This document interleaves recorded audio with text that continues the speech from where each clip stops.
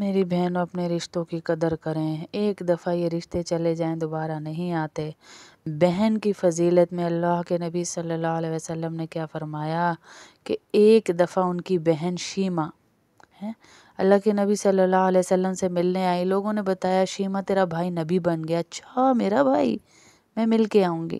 آج کوئی ذرا سے بڑے عہدے پہ بھائی ہو جائے، بہن کا فون ہی نہیں اٹھاتے، بہن سے بات ہی نہیں کرتے، بہن کی طرف دیکھتے ہی نہیں ہے۔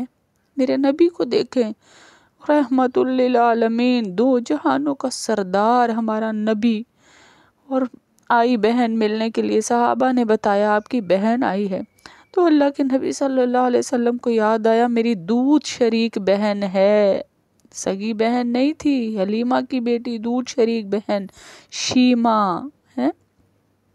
اللہ کے نبی کھڑے ہوئے اور اپنے کندھے پہ جو چادر رکھی ہوئی تھی وہ بچھائی اور کہا حلیمہ شیمہ اس پہ چل کر آ اندر۔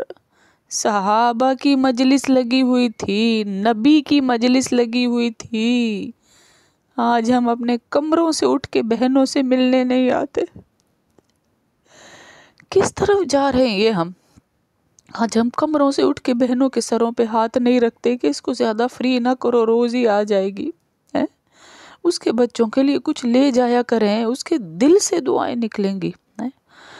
تو اللہ کے نبی نے اسے اپنی نبوت کی چادر پہ چلا کر وہاں تک بٹھایا اور بچپن کی یادیں تازہ کی، باتیں کرتے رہے، اور جب وہ جانے لگیں تو اللہ کے نبی صلی اللہ علیہ وسلم نے کہا سارے میرے جتنے صحابہ ہیں، میرے پاس تو کچھ نہیں، میری بہن رخصت ہو رہی ہے، جو کوئی ہدیہ دینا چاہے وہ دے سکتا ہے۔